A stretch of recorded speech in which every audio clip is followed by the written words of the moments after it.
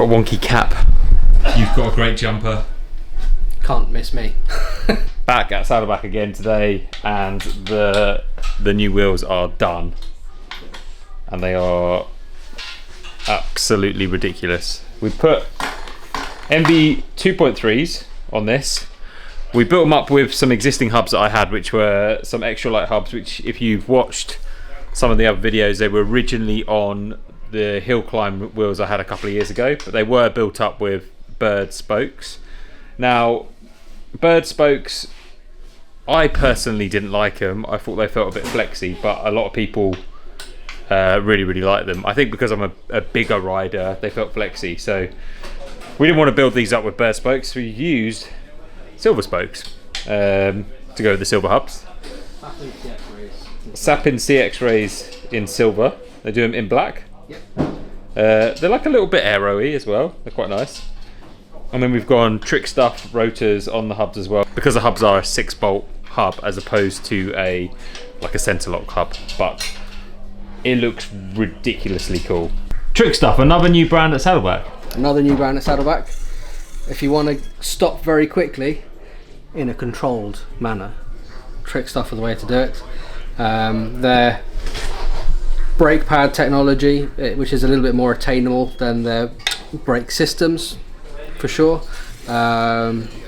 They really do improve the feel and braking performance of any system. So something like the brakes here in Durace don't need these little wavy fins to stop quickly. So we'll see about upgrading these. These are the super light rotors. You've also got the heavy duty rotors for your downhill boyos. These are just mad light. They dissipate heat very quickly, and they're beautiful looking rotors. They are really well made, really lovely made. They've got a really nice edge too as well, so when you're working on them you're not going to slice your finger off, which is quite nice. It's a nice little touch. We've also got some nice titanium oil slick rotor bolts to go with it. A little bit of bling. Yeah, we didn't have any silver ones, so. So Trickstuff are more of a mountain bike brand, but as you can see, we've put rotors on here.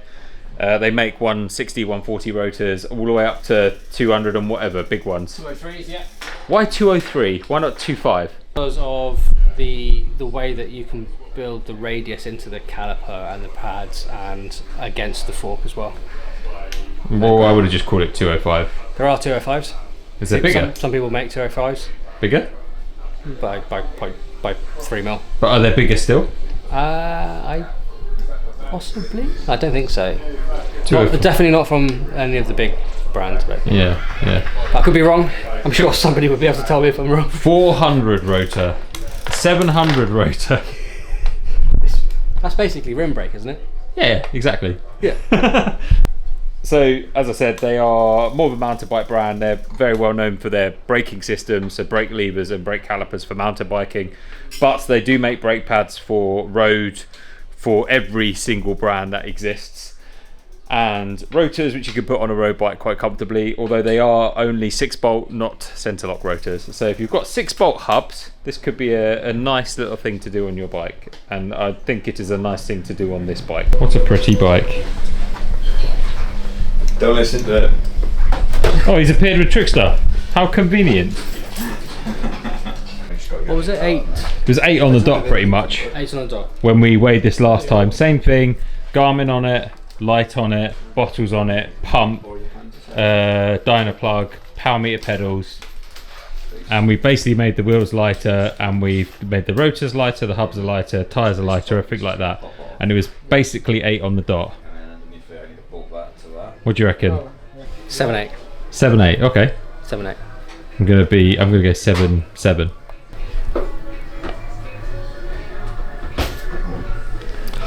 7-6-8. That's actually quite a bit of saving. That's quite a bit of saving. And we can make that lighter still. Yeah. But it's light in the sense that it's in sensible changes. It's not going silly and chopping bars and stuff like that. No.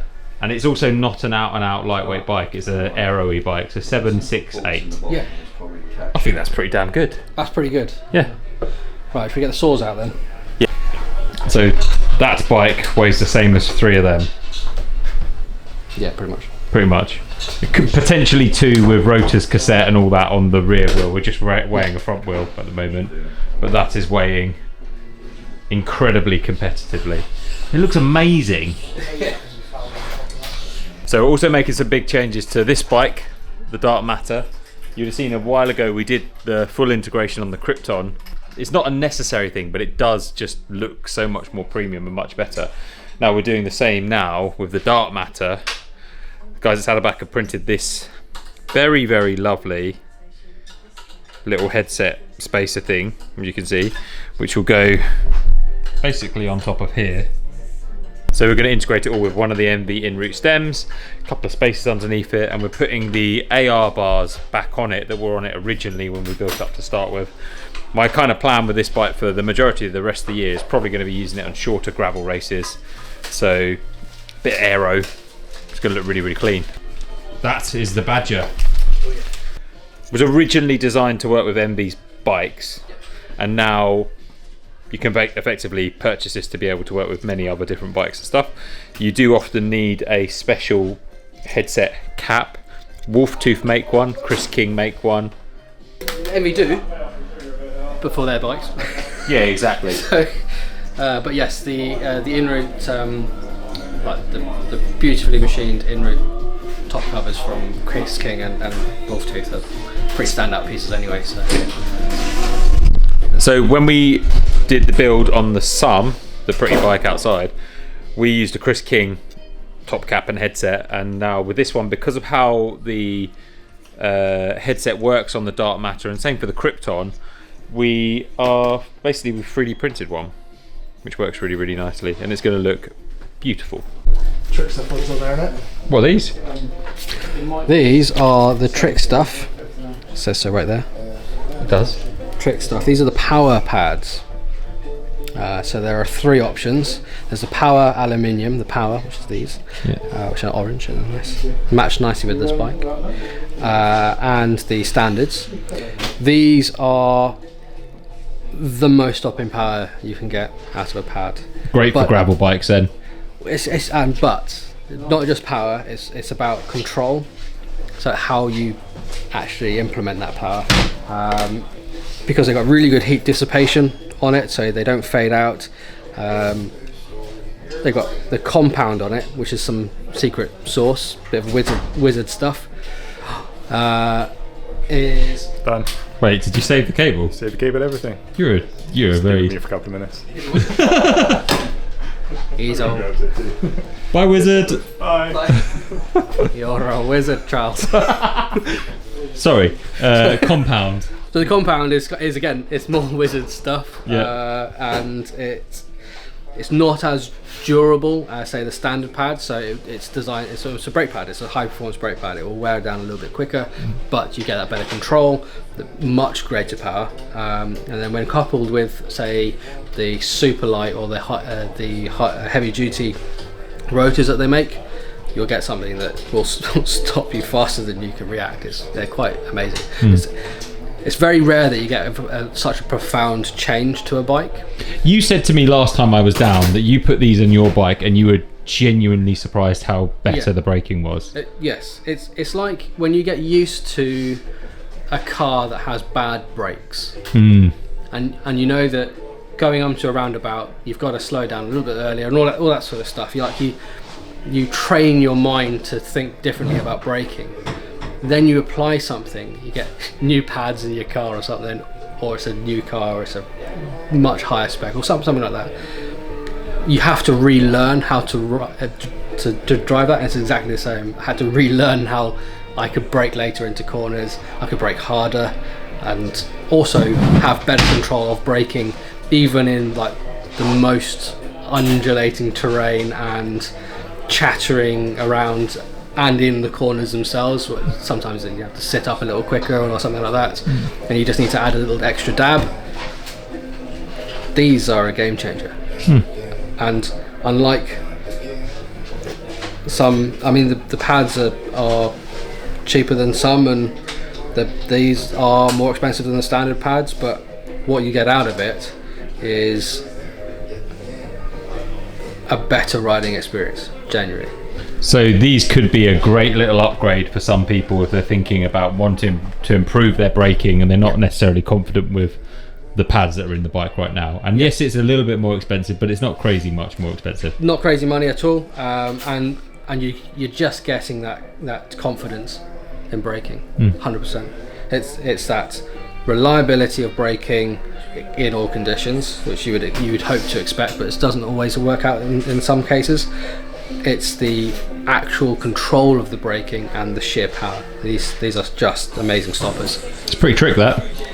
Pretty trick stuff. It's right, doesn't it? It's there, isn't it?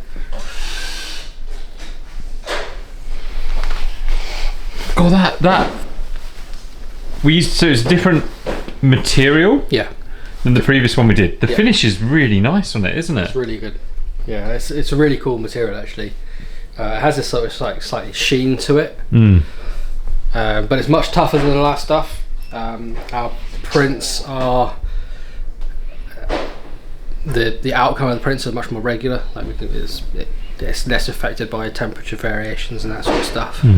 So all in all, 7 out of 10. Exactly, 7 out of 10. So Enve make these very lovely spacers that go very nicely with the stem. Yep. Super clean. Cabling sits at the front like so. Stem goes on the top. You can then run the cabling internal. Yep. You could run it external because they do a spacer, don't they, which Yes. allows you to run it external if you want to, which you do for a lot of your demo bikes. Exactly, just for ease of changing the height of the front end and that sort of thing. Yep. But when you can fully integrate it, it just looks so much cleaner. Yep. All round good. 7 out of 10. 7 out of 10.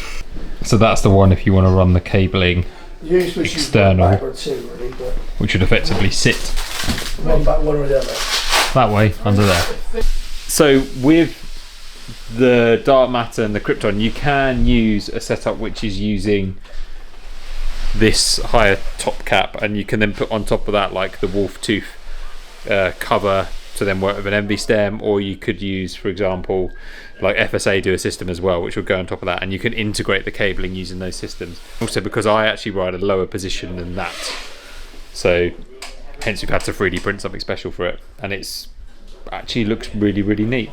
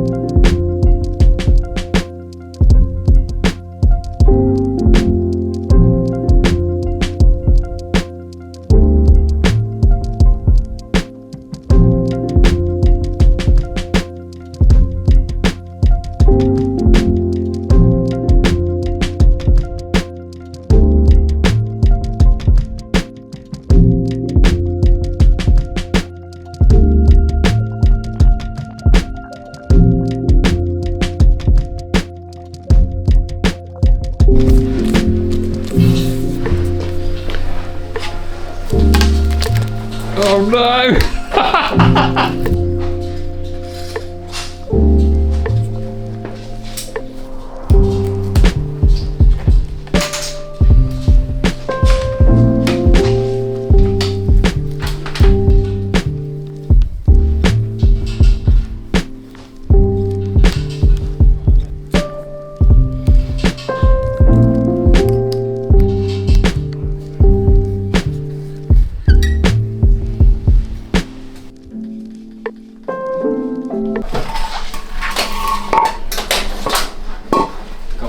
Got wood.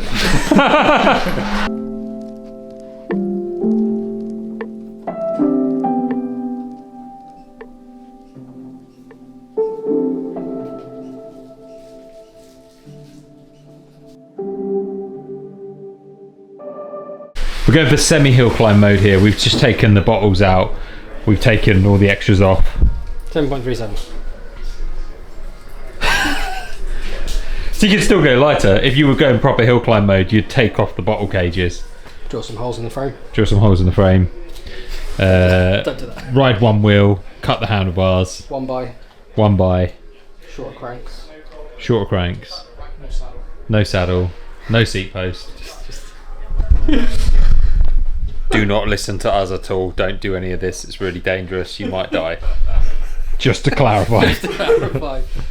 You got a favourite from the two things we've done today?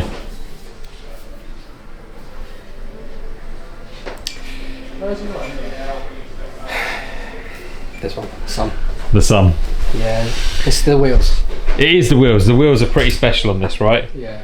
So we've gone Enve 2.3s with extra light hubs, which are a set of hubs that I had at home. Silver spokes, because I just thought it was going to look really cool. A really nice touch with the silver hubs.